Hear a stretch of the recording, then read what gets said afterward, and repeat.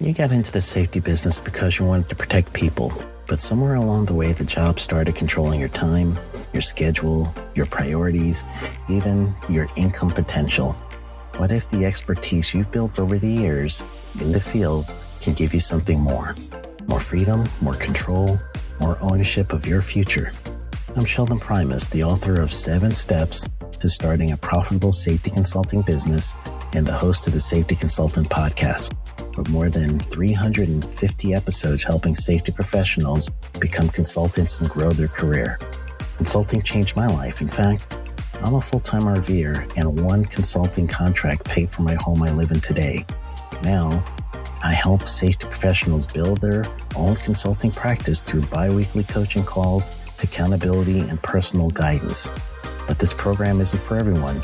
Start with the Consultant Readiness Audit at sheldon.coach.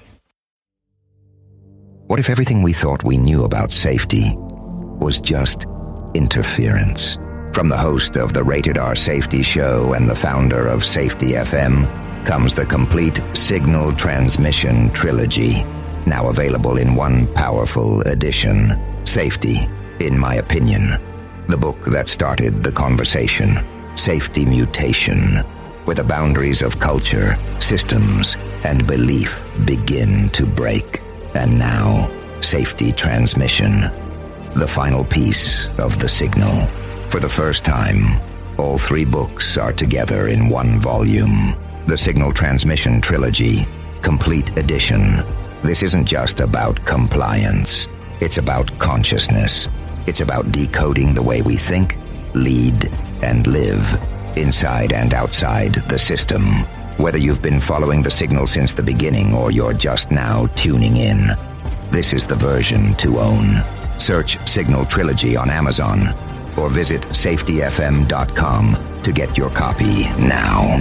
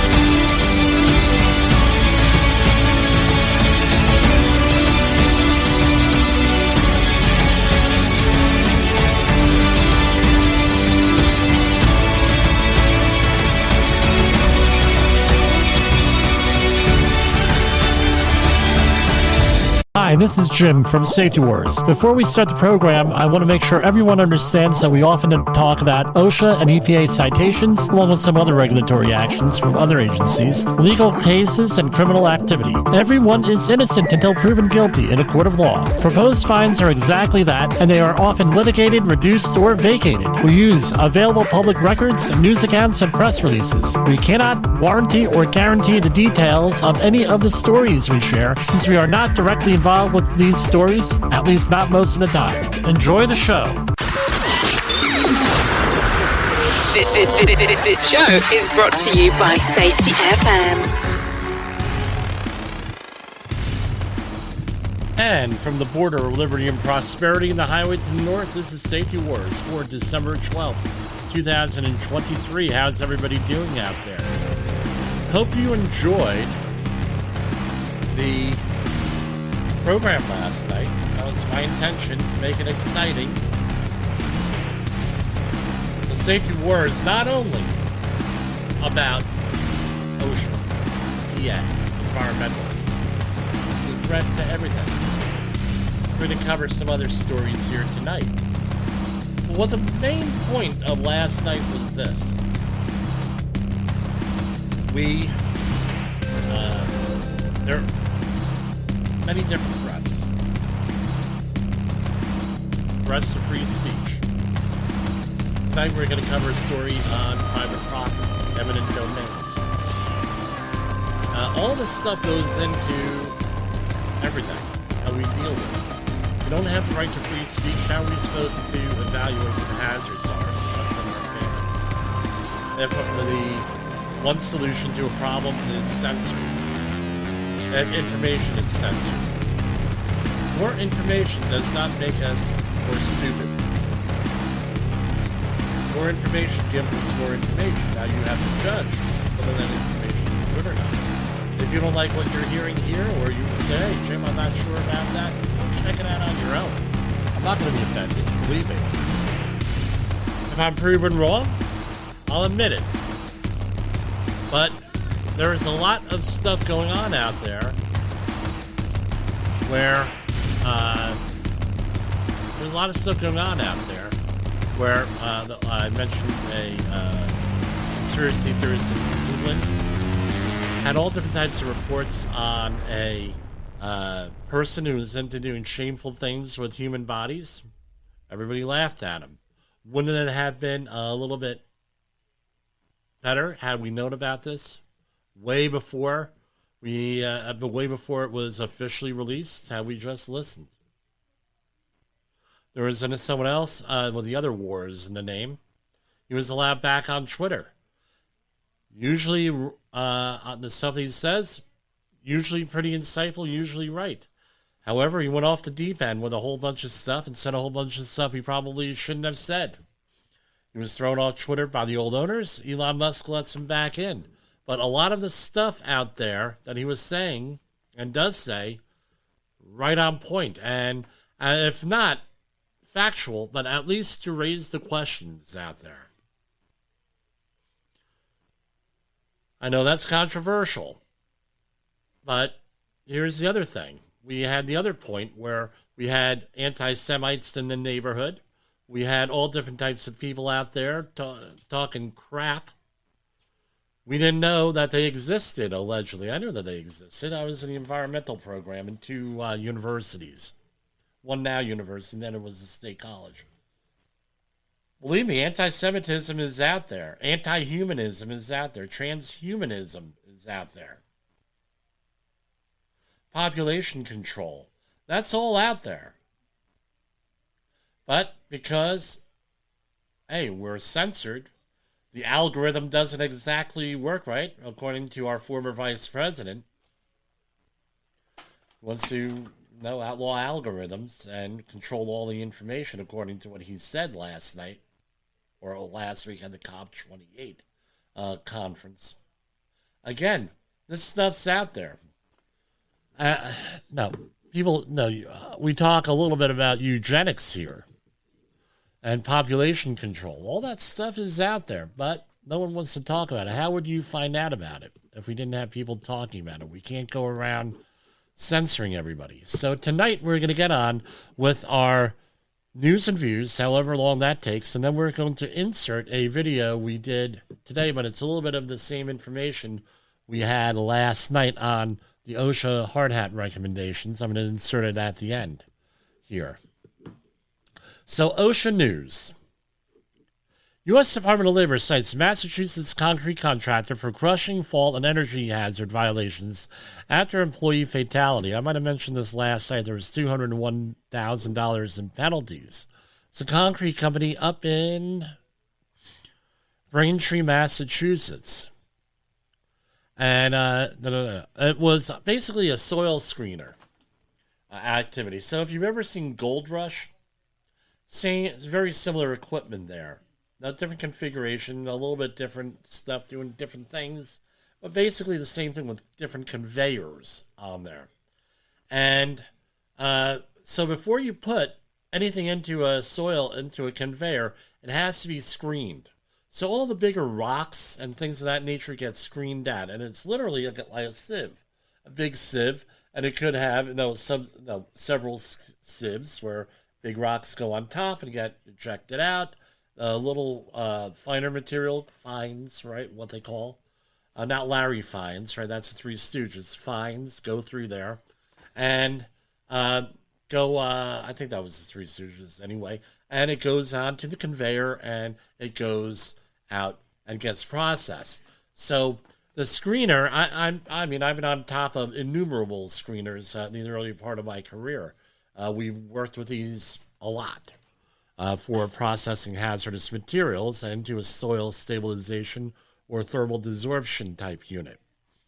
And all right, so basically, underneath the screener, there's all different mechanical stuff, and an employee directed a employee into the soil screening area without the sieve on, and the sieve acts as a guard also, so the employee doesn't fall in. The employee was crushed between the conveyor and its frame because the company failed to ensure the conveyor's power source was disabled to prevent its unintended startup as the employee performed maintenance. What kind of maintenance work is done on here? Anything from oiling to resetting any conveyors to undoing a jam. That's often what the problem is. I'm not saying here. That's often what the problem is. OSHA investigators found that the company did not do the following. Have a lockout-tagout system, right, where they could cut the energy, provide lock stacks or other hardware to isolate secure lock machines and equipment from their energy sources to prevent sudden starts or moves, adequately maintain the soil screener, which had numerous defects and missing parts. Doesn't surprise me. A lot of wear and tear. Forbid employees from riding in a front-end loader's bucket, exposing them to crush and fall hazards. You want to talk about the arguments we've had on projects that I've been on where, oh, yeah, I'll ride the front end of the loader. Yeah, smart. Record each work-related fatality or injury or illness. The agency assessed $200,905. Next week, they should be upping the fines, right? They're due for it. That's the second or third week of December. U.S. Department of Labor cites Cartsville chemical manufacturer after a 52-year-old employee suffers a fatal burn. So this was where a guy, investigators with OSHA determined the company, I don't usually avoid mentioning names of the company, on the job for just 2 months. Again, new employee, opened an air intake valve to inspect the noise coming from a barium sulfide wash cone, the steam line that was left open the day before. A rush of cold air in the steam line created a bubble that pushed up heated sludge onto the worker, causing fatal burns. A second worker suffered second-degree burns across the upper body. Before OSHA concluded the investigation, the agency learned that 25 days after the fatal incident, another employee inspecting a leaking gasket under a tank full of sodium hydroxide, that is a lie, solution suffered chemical burns when the tank overflowed. Second incident remains under investigation. Our investigation found that the company's failure to make employees' safety a priority allowed conditions that cost the worker his life, said OSHA Area Director Jeffrey Stalawi in Atlanta. And maybe Stalawi, depending on the Polish pronunciation. Two serious incidents just weeks apart show that the culture at the chemical company must change to emphasize workers' safety and health. OSHA will continue to monitor and hold the company accountable until there are changes. So they failed to establish lockout tagout, failed to inspect those procedures. They had to be updated and reviewed at least annually or as appropriate. Allowed slip and trip hazards to exist by failing to keep mid-tier catwalks free of corrosion. My question is, because of the new OSHA recommendations on helmets, are we all going to have to wear helmets? Right? Expose employees to entrapment hazards by not clearly marking the routes to emergency exits. Failed to provide readily accessible safety data sheets for hazardous chemicals in the facility. So let's do a little test here. Two chemicals. Let's go to Google. how long does it take to find an SDS on these chemicals? First of all, when you get the SDS from whoever you buy the chemicals from, or if you make them on site, you have to make your own SDSs and other stuff too. So the first one is barium sulfide. So let's go to Google. How long does it take us to look up an SDS from barium sulfide? Okay, well, got a timer on that? Oh, there it is. Here we have the safety data sheet for barium sulfide, right, from a company. Wow. Now, if I hit print, it's just however long it takes to print out. Zero excuse for this crap. I'm sorry. None. And you have the whole thing here. All right. May be corrosive to metals. Toxic if swallowed. Causes severe skin burns and eye damage. Harmful if inhaled. Very toxic to aquatic life. So we have a Jolly Roger there, a corrosion pictogram, and a dangerous environment pictogram. I'm not going to mention the manufacturer here. We're going to go down. What is the pH of this material? Bear with me. There is a PEL of 0.5 milligrams per meter cubed. Here there is an ACGIH of TLV of 0.5 milligrams per meter cubed. pH, no data available, but it is corrosive. We do know that. It's a crystalline powder, and the melting point is 1200 degrees Celsius. So that would indicate to me that it was very hot, 1200 degrees Celsius. Anyway, again, easier found. How about sodium hydroxide? SDS. Okay, I typed it in. Oh, there it is. All right.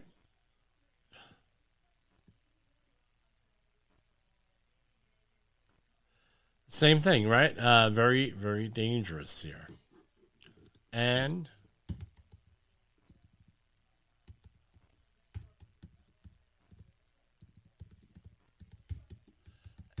so what are some of the synonyms for sodium hydroxide? Sodium hydroxide is also known as lye or soda or caustic soda. So how a lot of companies that I've worked with try to make things sound not as bad, they call it caustic soda. All right, that's nice. They don't call it lye. I think most people know lye is pretty serious. Now, I was in they didn't call me in on this, but I was at a facility where they had an accident with lye. And basically, a guy got it on his skin. This goes back to the don't use the color test thing with colors. Use proper name for PPE. And someone got a yellow suit. Right? Got a chem suit. And he went out and put on a white Tyvek suit to handle sodium hydroxide. Got it on his leg. Thought it was water. Until about 8 o'clock at night when his legs started to defat. And he ended up with 4th-degree chemical burns, needing plastic surgery all over his knees. Great thing, huh? Here we have federal safety investigators. This is in Palatine, Illinois. Federal safety inspectors find a Palatine roofing contractor continue to expose employees to deadly fall hazards. Cite the 6 violations since 2019. Twice within a month, in the summer of 2023, federal workplace safety inspectors found a Palatine contractor did not provide roofing employees with required fall protection equipment, exposing them to the risk of falls from elevation. Right, the construction industry's leading cause of workplace deaths. This is from the Department of Labor news releases. What else? They're assessed $275,000. Let's go through this and see what we got here.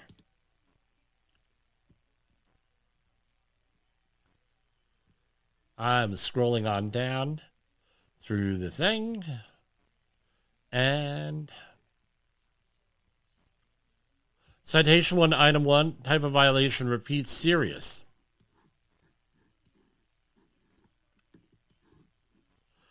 Each employee engaged in residential construction activities 6 feet or more or above lower levels are not protected by guardrail systems. This is a repeat violation, and they list all of the things here going back to 2021, 2020, 2019, so 4 years back.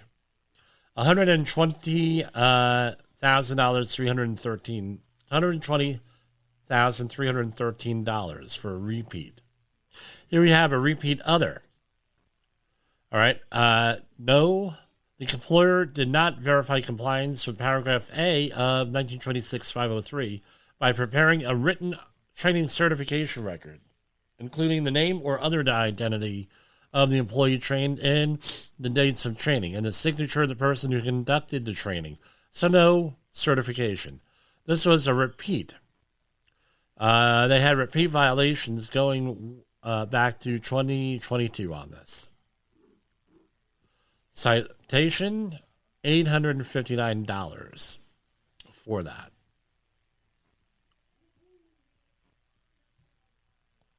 So for a total on that one, $121,172. They do have another one here.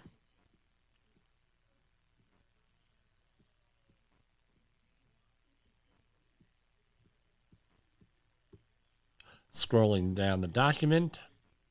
Citation 1 to item 1. No, this is a repeat violation. Citation 1 to item 1 at another one of their job sites. No safety glasses or other eye or face protection, $17,189. Citation 1, item 2. Repeat. No training, again, $17,189. Citation 2, item 1. No fall protection, willful serious, $120,319. So you can understand, the training is a lot cheaper, guys. 845-269-5772 or jim@safetywords.com with that.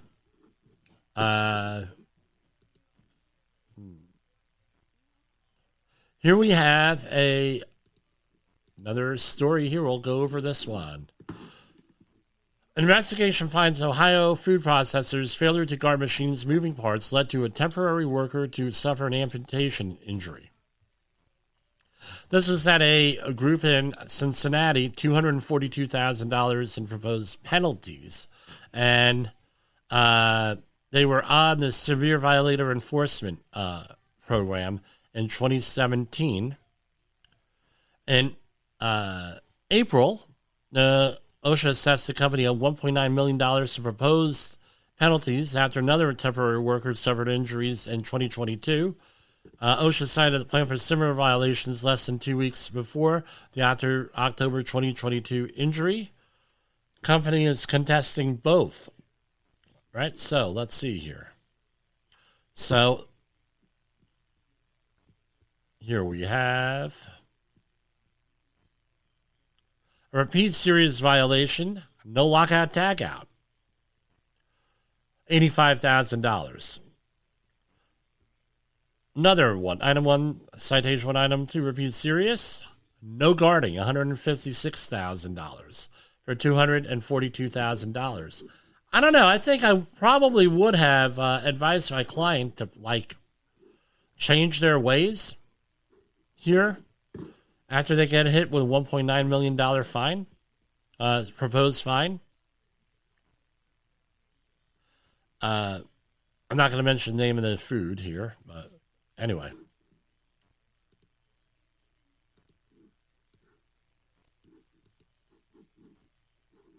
And what else we have here that's interesting?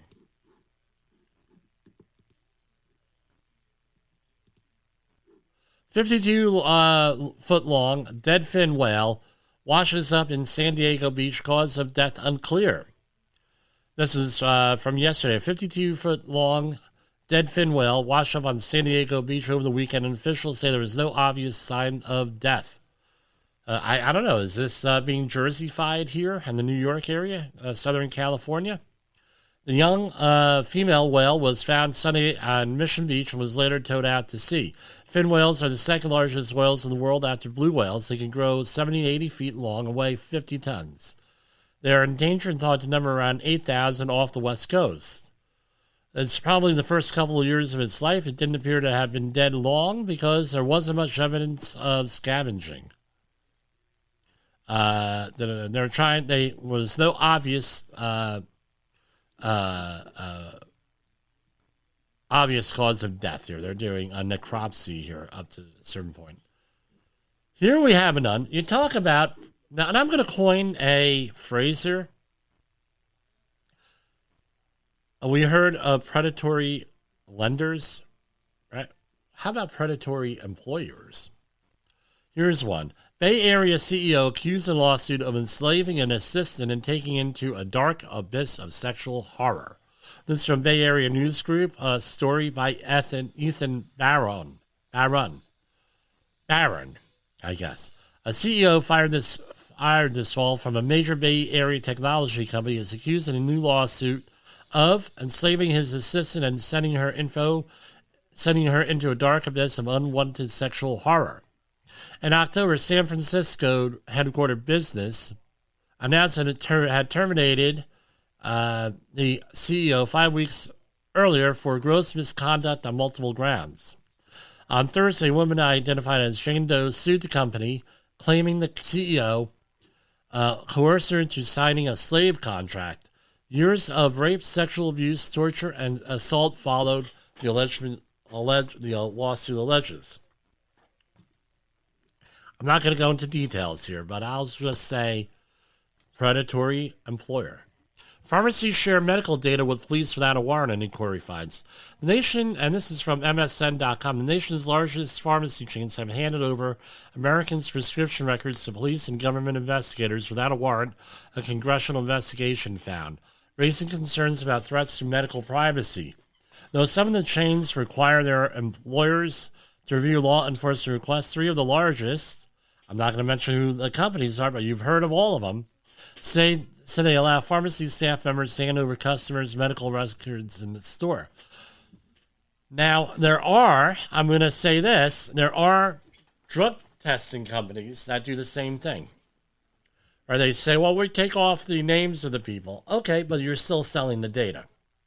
Policy was revealed in a letter sent late Monday to Javier Becerra, the Secretary of Department of Human Health and Human Services, by Senator Ron Wyden and Reps Pramila Jayapal and Sarah Jacobs.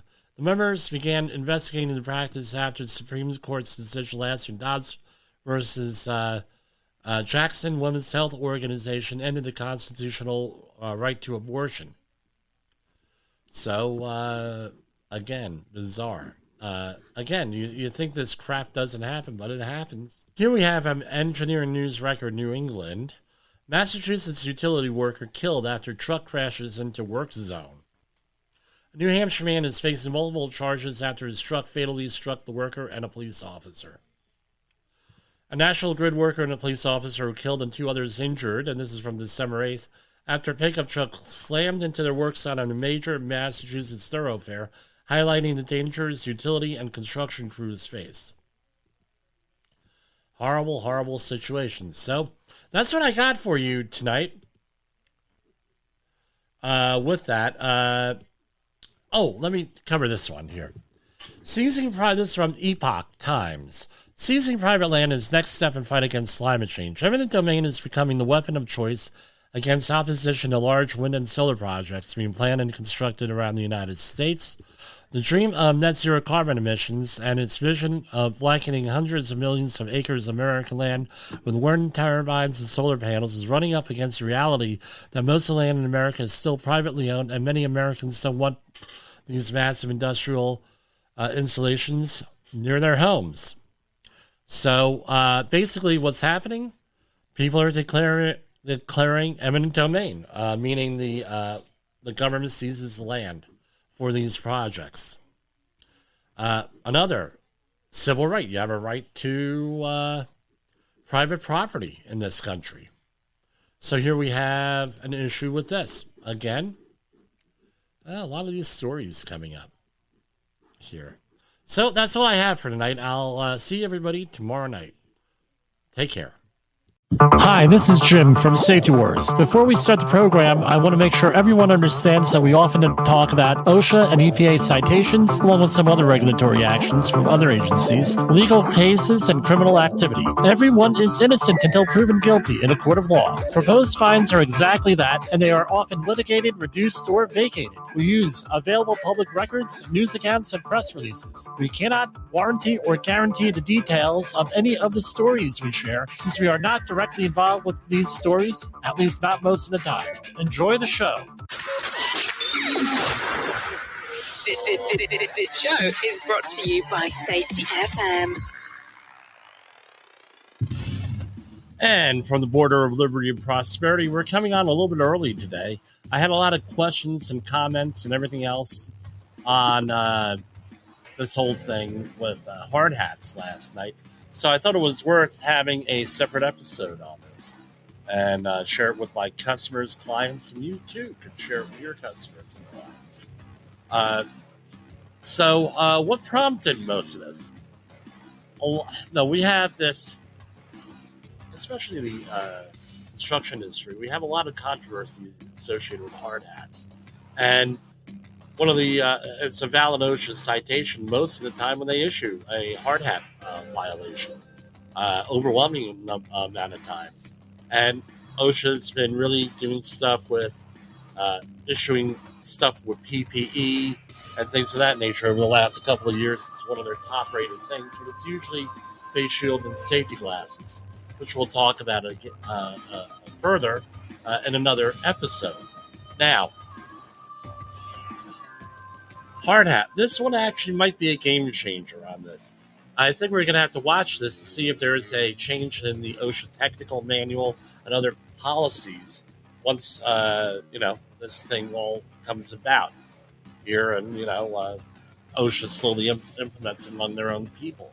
There are certain recommendations that they issue here for head protection. And I'm just wondering if this is ever going to make it into enforcement, or is this going to just stay an internal policy? So yesterday, let's stop that. We had our regular episode. We have our OSHA news releases, December 2023, and we review these. These are all open source and everything else. Let me share this because we're going to be sharing a lot of this stuff here. And okay, so right here, and let me zoom in a little bit.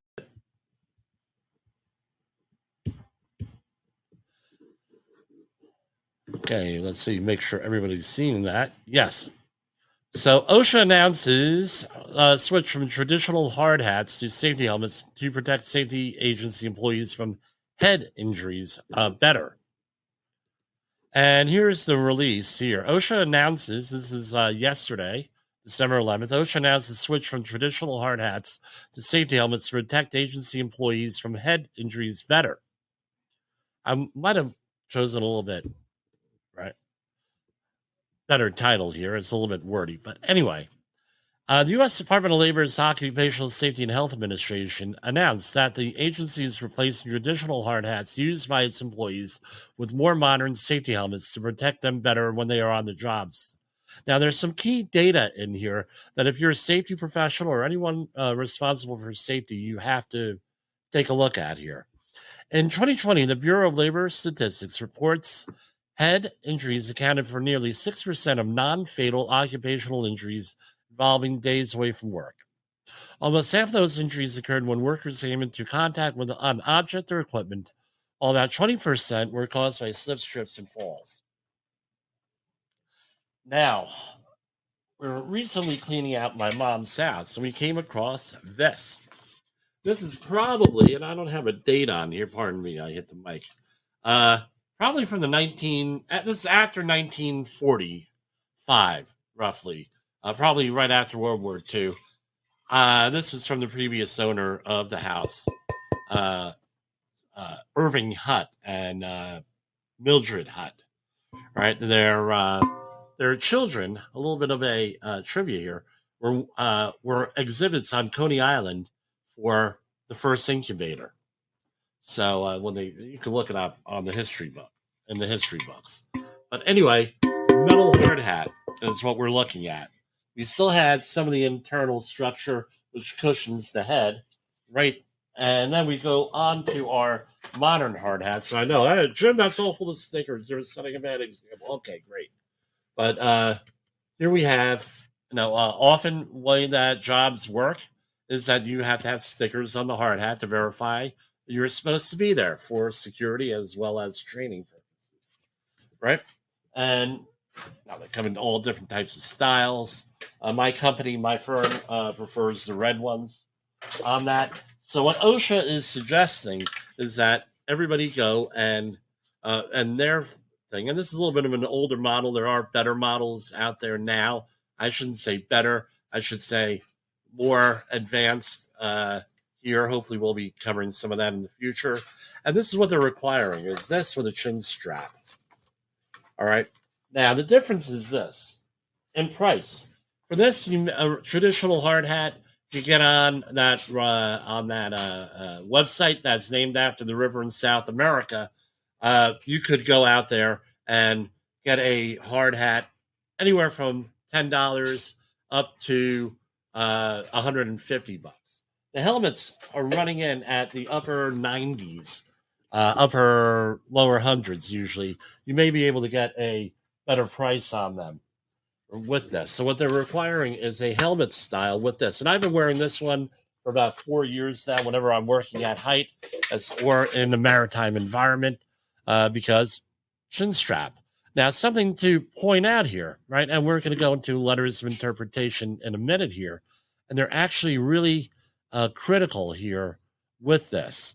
So what does OSHA say, at least officially, in the regulations?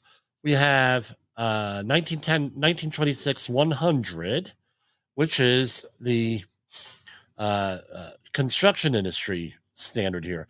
Employees working in areas where there is possibility of danger to head injury from impact or from falling or flying objects or from electrical shocks and burns shall be protected by protective helmets. And it goes on and on and on and on with this. And this is an important one, too, because some of these helmets do not have an ANSI standard. They have a European standard that's in excess of the ANSI standard.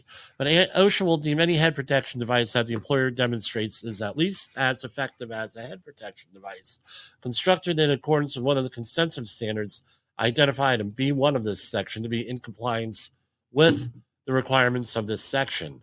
So B1 is... right, let's see. American National Standards Institute, 2009 standard, 2003 standard, 1997 standard, but there's since been a 2014 standard issued. So they're looking for ANSI. However, my understanding is that there's currently a letter of interpretation under review with the agency to talk about European standards. But this would statement 1926 100B3 would be seem to take over for that and say, hey, we're using stuff well in excess of the ANSI standard, which my understanding the European standard is much better. Now, here we have is a 1926 501 standard specifically on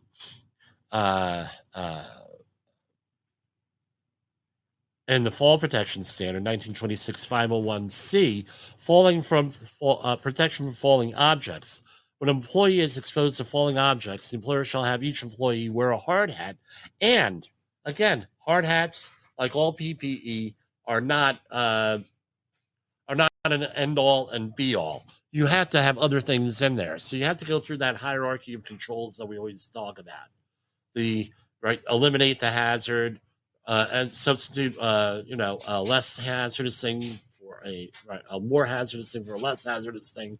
I was mixed that up, how to say that, but you want to make things more safe. You want to have some type of engineering control, administrative control, PPE as being the last. So just because you're wearing a hard hat does not mean that it's okay to do all different crazy stuff to put your head in the line of fire or to have overhead hazards. That's not what that says. And it has all this stuff: erect toe board screens and guardrails, erect the canopy structure, barricade the area as to which objects could fall. So some type of barricade. You can go and read the whole thing yourself. I'm not going to read it word for word. Now we have other regulations here that are with us. Here we have the 1910-135 regulation under general industry. The employer, and this basically says the same thing as 1926-62, I think almost word for word with that. So again, you have to have some type of an assessment done. Here we have in the maritime environment, in shipyards, you have to wear a protective helmet when working in areas where there is a potential for injury to the head or fall from falling objects on here. And basically the same thing. Got to wear a hard hat. And here we have in the longshoring regulation here, same deal. Hard hat. And it keeps referencing ANSI Z89.1. And I'm not going to go into this in its entirety, but essentially you go to the ANSI.org website, you buy yourself a standard off of them. But basically you have two types of hard hats you're rated for. Type 1 from the top, type 2 from the side. Those are the two major types. And then you have different types within that also. There. Now, what your company or your employer has to do is do an assessment and figure out what exactly they're going to need. So here we have, let me just read that. I have class type 1 from the top, type 2 from the side, right? Or off center, they call it. Then you have electrical classes. So you have Class C for hard hats, electrical, that are rated for protection of up to 20,000 volts. Class G General with offer protection up to 2,200 volts. And Class C Conductive, and they give zero protection, right, for electrical conductors. And they include vented options and things of that nature. And so they have vents, probably going to be a Class C. But you need to figure out, and more importantly, get your procurement people on the same page on what's going to be appropriate and not appropriate for what they're doing. Now, this was what they referenced yesterday. Let me pull it up. This was from the 22nd of November. Let me share this. All right. So here we have, and let me make sure this is looking right here. All right. So head protection, safety helmets in the workplace. Safety and health information bulletin. Workplace safety equipment, including head protection, has evolved over the years. As industries strive to enhance workers' safety and reduce the risk of head injuries, more advanced and protective modern head protection, safety helmets are replacing traditional hard hats. The Safety and Health Information Bulletin in the SHIB, right? Safety and Health Information Bulletin presents the key differences between safety helmets and traditional hard hats, describing the advancements in design, materials, and protective features that help to protect the worker's entire head. The SHIB also provides instructions for properly inspecting and storing head protection, whether it be a safety helmet or a traditional hard hat. With a thorough understanding of the benefits and capabilities of head protection options, employers and workers to make informed decisions on which to use. going through here, the significance of head protection in hazardous work environments cannot be overstated. And over here, they have a picture of the OSHA standard hard hat here. They don't give a name brand or anything. I wouldn't expect them to. For decades, traditional hard hats have been the go-to choice for protecting workers' head. Made of rigid materials like high-density polyethylene, traditional hard hats provide a basic level of protection. However, as technology and scientific understanding of head injuries have advanced, safety helmets now provide further improvements to enhance workers' safety and to reduce the risk of severe head trauma. One of the differences between traditional hard hats and safety helmets lies in their construction materials. While hard hats are made of hard plastics, safety helmets incorporate a combination of materials, including lightweight composites, fiberglass, and advanced thermoplastics. And lighter hard hat, easier stress on the head and the neck, and things of that nature. So determining when to use, so here we go, more statistics. Employers should evaluate workplace hazards to determine the most appropriate head protection for each situation. If head protection is needed for the job, employers should consider investing in better head protection with safety helmets to protect their workers. According to the Bureau of Labor Statistics, in 2020, head injuries accounted for 5.8% of non-fatal occupational injuries involving days away from work. Determining when to use a safety helmet on the job. Employers must conduct a hazard assessment at their job sites and, based on the workplace hazards, determine whether head protection is necessary. When head protection is needed, employers should consider using safety helmets instead of traditional hard hats. Right?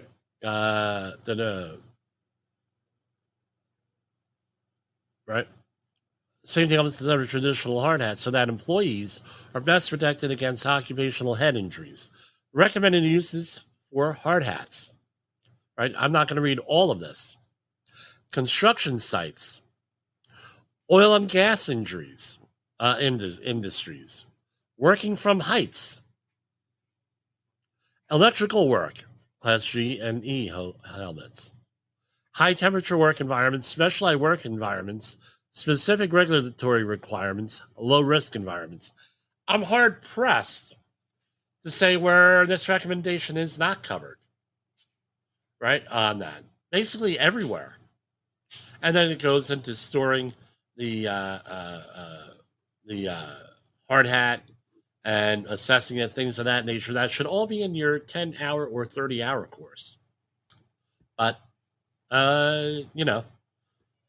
again, we do that. What's the main thing with a traditional hard hat that protects you is not only the shell, but the suspension system with that.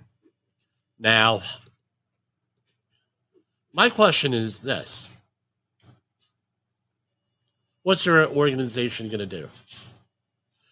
I'm going to share with you two letters of interpretations that I've had to whip out on a couple of jobs I've had. Some of them, we're not talking 30 years ago. We're talking in the last 2 years, specifically working with roofers that did not want to wear hard hats. And I hear every excuse in the world with that.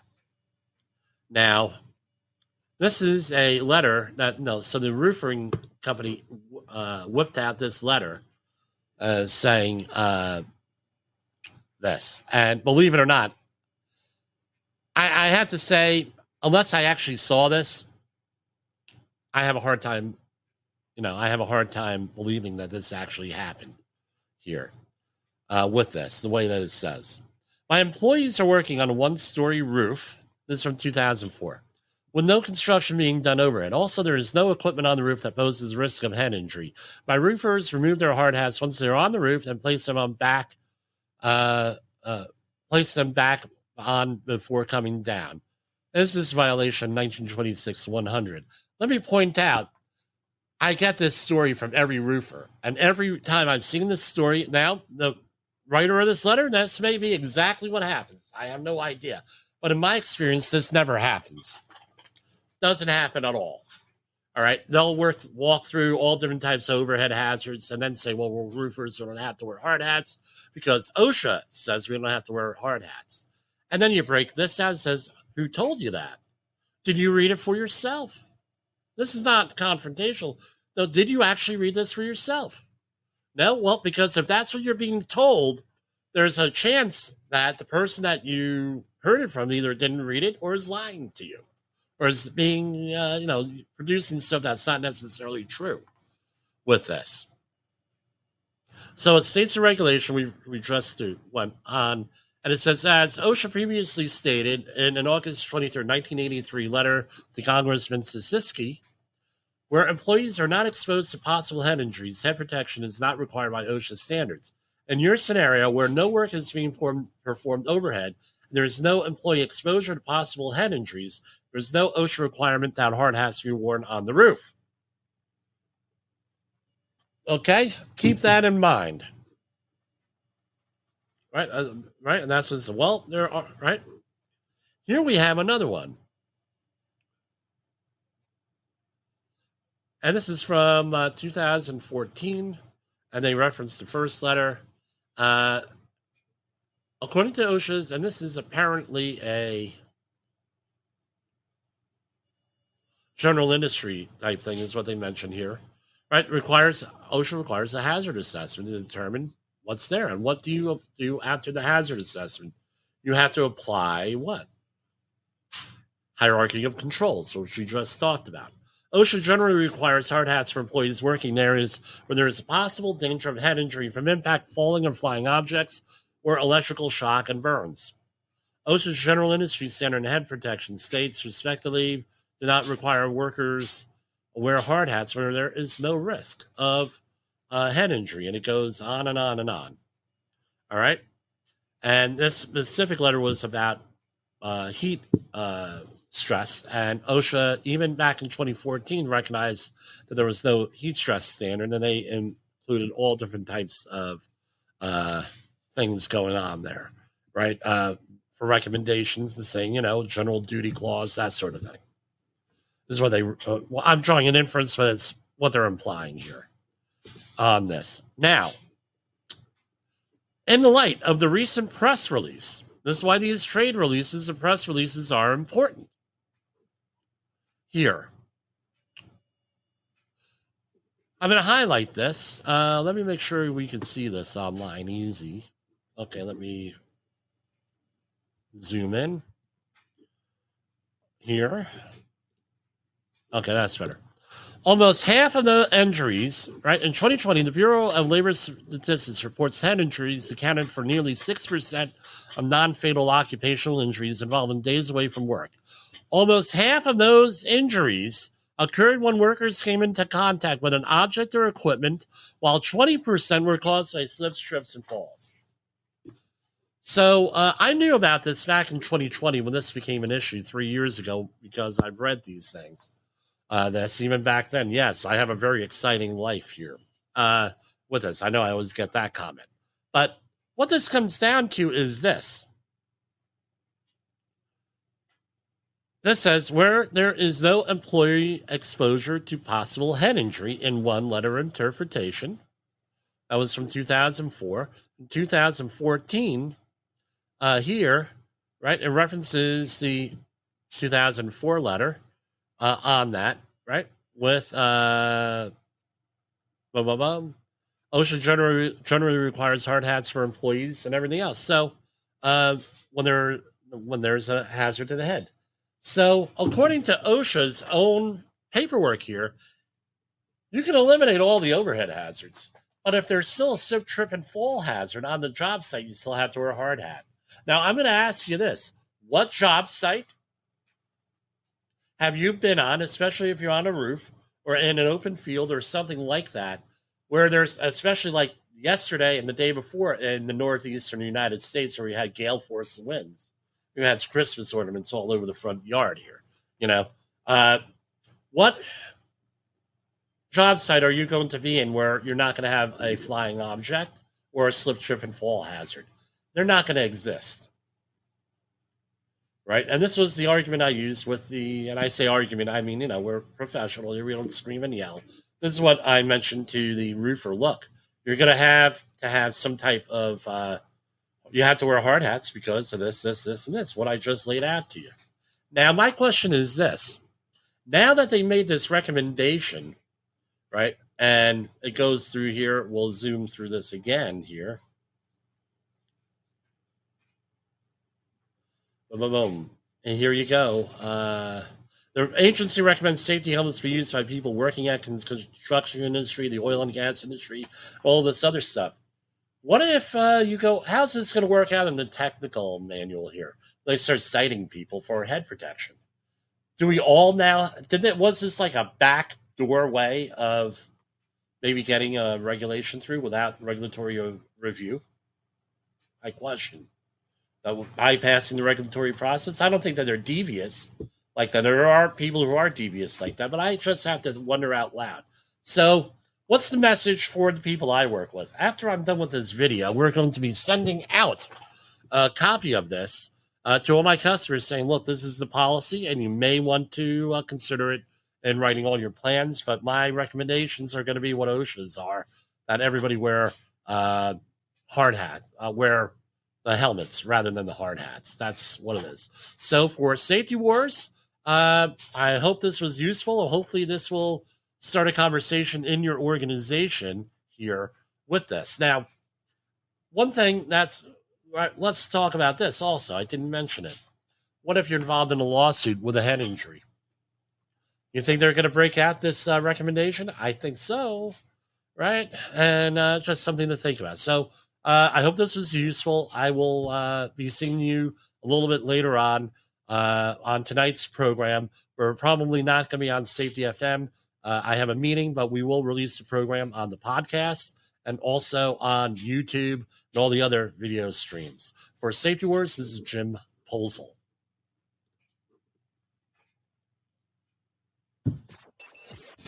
The views and opinions expressed on this podcast are those of the host and its guest and do not necessarily reflect the official policy or position of the company. Examples of analysis discussed within this podcast are only examples. They should not be utilized in the real world as the only solution available, as they are based only on very limited and dated open source information. Assumptions made within this analysis are not reflective of the position of the company. No part of this podcast may be reproduced, stored in a retrieval system, or transmitted in any form or by any means, mechanical, electronic, recording, or otherwise, without prior written permission of the creator of the podcast, Jay Allen.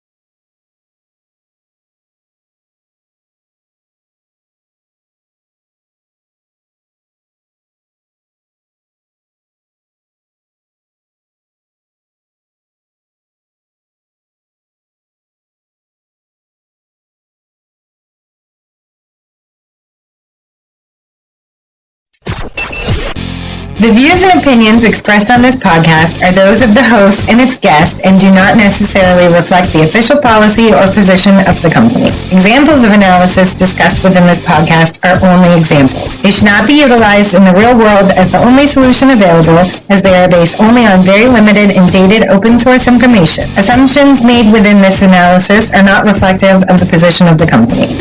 No part of this podcast may be reproduced, stored in a retrieval system, or transmitted in any form or by any means, mechanical, electronic, recording, or otherwise, without prior written permission of the creator of the podcast, Jay Allen.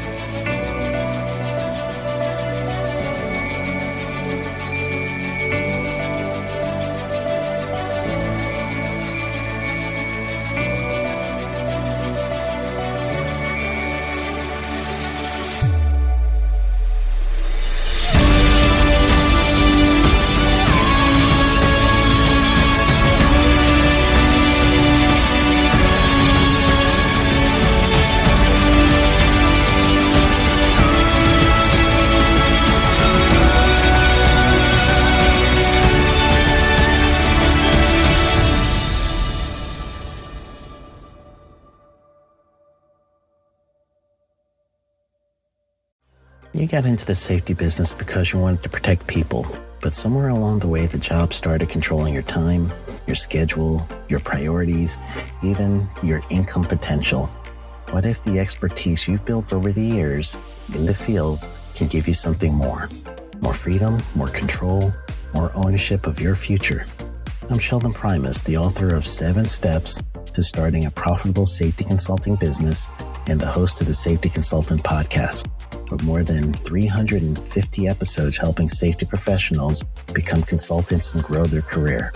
Consulting changed my life. In fact, I'm a full-time RVer, and one consulting contract paid for my home I live in today.